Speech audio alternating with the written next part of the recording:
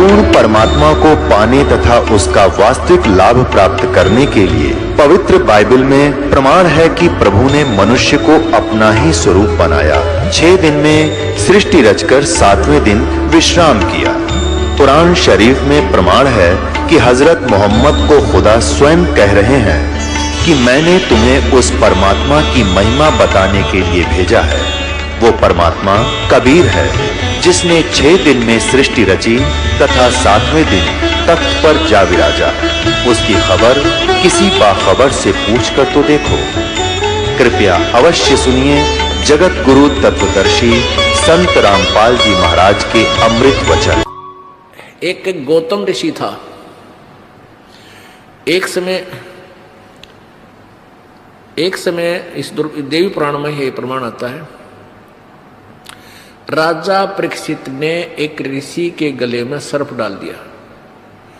उस ऋषि के लड़के ने, वो समाधिस्थ था ऋषि, तो उसके लड़के ने जब देखा कि तेरे पिता की बेइज्जती कर दी, मरा हुआ सर्प डाल दिया, उसने उसको श्राप दे दिया कि तुझे तक्षक सर्प डसेगा, 7वें दिन तेरी मौत हो जाएगी। अब उधर से वो 7वें दिन तक्षक ने डसना था। उधर से गौतम ऋषि को पता चला, उसने पता चला कि मेरे पास सर्प का विष उतारने की सिद्धि है, मंत्र मैंने सिद्ध कर रखा है और मैं राजा को जीवित कर दूंगा तक्षक डसने के बाद, और राजा मुझे खूब धन देगा। इस उद्देश्य से उसने सारा जीवन यह सिद्धि की।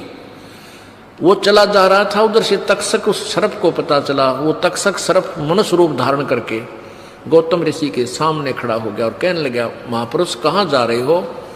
गौतम ऋषि ने बताया कि मैं ऐसे एक तक्षक सर्प है, वो राजा परीक्षित को डसेगा और मेरे पास ऐसा मंत्र है, मैंने सारे जीवन में यह कमाई की है कि मैं उसको तुरंत जीवित कर दूंगा और राजा मुझे बहुत धन देगा।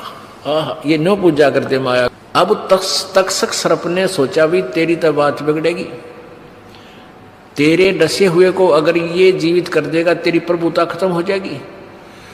तो तक्षक सर्प कहने लगा कि मैं तक्षक हूं और यदि तेरे पास ऐसी करामात है तो मुझे दिखा। मैं इस पेड़ को डंक मारता हूं। अब मनुष्य रूप से एकदम सर्प रूप में आके, और उसने एक बहुत बड़े पेड़ को, भारा पेड़ था, उस पीपल के पेड़ को ऐसे डंक मार दिया। उसके विष से एकदम वो पूरा वृक्ष जल गया, कति पत्तों सहित नष्ट हो गया। तब तक्षक ने कहा कि अब तू इसको हरा कर दे। तो उस गौतम ऋषि ने वो अपने मंत्र से वो हरा कर दिया। अब तक्षक ने जान लिया भाई तो काम बिगाड़ेगा तेरा। तो तक्षक कहने लगा कि आप ऐसा ना करो, यदि मैं डसूंगा और मेरे डसने से वो नहीं मरेगा तो वो ऋषि बालक मुझे भी श्राप दे देगा, मुझे डर लगता है। तो गौतम ऋषि से कहा उस तक्षक ने, तुझे जो जितने हीरे पन्ने जवाहरात जितना धन चाहिए मैं दे दूंगा, तो वापस चला जा। तो कहते हैं गौतम ऋषि ने फिर ध्यान लगाया, ध्यान से देखा कि राजा परीक्षित की शेष आयु नहीं है, वो उस दिन उसने मरना ही है, उससे तक्षक से ही मरेगा। तो उसने देख लिया और ये सोच लिया कि अब मैं उसको जीवित नहीं कर सकता। अपने मन में सोच लिया कि उसकी सांस नहीं है, श्वास शेष नहीं है, तो मैं उसको जीवित नहीं कर सकता। तब उसने कहा ठीक है तक्षक, मुझे दे तू धन, मैं वापस चला जाता हूँ। तो तक्षक ने उसको ला करके बहुत ज्यादा धन, सोना चांदी, हीरे पन्ने मोती बांध दी गठड़ी, और वो पंडित जी गला दी टट्टू की तरह उल्टाया गया। सारे जीवन में ये माया की साधना ये नो क्या करते। अब वो देखो सारे जीवन में उसने अपना ये मंत्र क्रिया साधन, लोगों ने देखा बड़े साधना कर रहा, तपस्या हट कर दी, कमाल कर दिया, और डोवे डले वो चावे माया।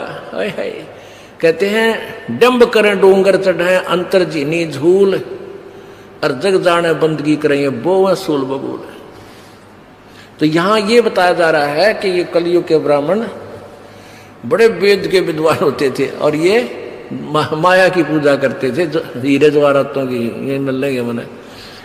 क्योंकि ये राजाओं को क्यों प्रभावित करते थे? सिद्धियां करके उनको सिद्धियां दिखा दी, किसी का नाश कर दिया, किसी को आबाद थोड़ा बहुत कर दिया, अपने टायर से दूसरे के टायर में हवा भर देते थे, वो आप भी खाली हो जाते थे, उनका भी काम ना चला। तो ऐसे ये भक्ति बिगड़ी थी।